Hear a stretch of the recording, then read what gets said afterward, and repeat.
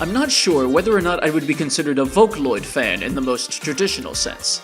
I like aspects of it, to be certain. I enjoy games like Project Diva, Project Mirai, and IAVT Colorful. I appreciate the entire discography of producers like Pinocchio and Woaka rather than just their biggest hits. I have harbored an infatuation towards Megarine Luca for the better part of a decade, a sentiment I'm certain is shared by countless others.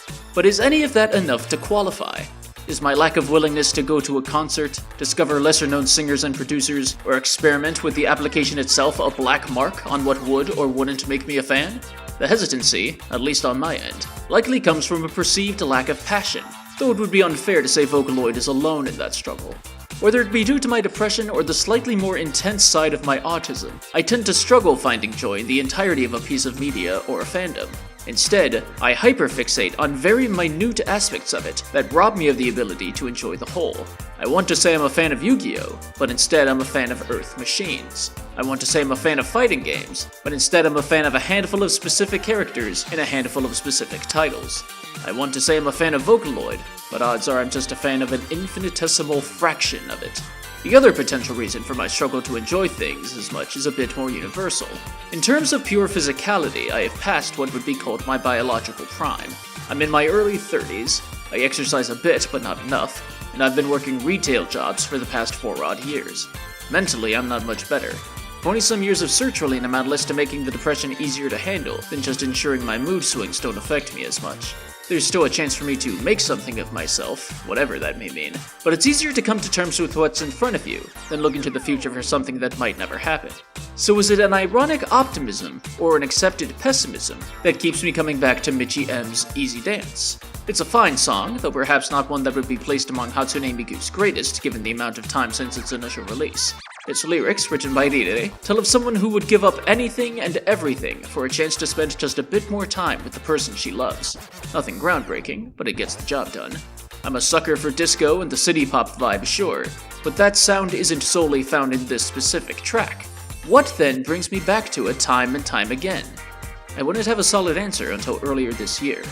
It's not just time that's been taking its toll on my physical self. I was hospitalized this past September with a nasty stomach bug. And lying in bed for 2 days gives you plenty to think about. All at once it occurred to me that despite my best efforts, I'm a drop in the bucket. One of billions on this planet, and my lasting legacy is 300 people watching me kvetch about a game I don't own. But Hatsune Miku, she's a world-renowned performer, a virtual idol whose fanbase rivals those of the most popular and swoon-worthy boy bands. Putting aside the obvious fact of her being an eternal teenager, and someone who will still be singing when only the cockroaches and distant alien life will be around to hear, she's already made her mark on society and the medium of music. Perhaps most importantly, she helps give the rest of us something to strive for. We, as an audience, support Miku or Luca or anyone else because in spite of their digital bodies, they allow us to feel more human. We understand and acknowledge the fact that they need real, actual people to write and compose their songs, just as we need people to turn to in our own times of need. We find solace and community in those who also enjoy their music, and guidance and greater understanding from those who can properly translate them. The bad times feel a little easier, the good times feel a little better, and life feels worth living again. What more can one ask for? Maybe that's what EAZY DANCE has going for it. We can all relate to wanting to escape from the mundane. We can all relate to having someone worth putting aside everything else for.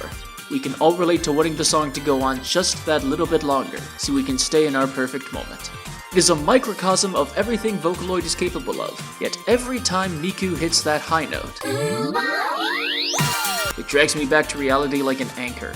I want to be able to live a life that can capture that moment, to hit that note myself even once, but Miku can hit it every time, whether in concert, on Spotify, or anywhere else. She makes it sound effortless because for her it is. Humans can relate to wanting to reach that goal, and humans can relate to never quite making it. I still love this song, and it will continue to help me get through the inevitable rough patches life will continue throwing at me. But it all comes with an asterisk. The realization that I can't always, if ever, match those same sensations Miku sings about. I'll keep going as long as I can manage. But with every passing day, it's getting harder to EAZY dance.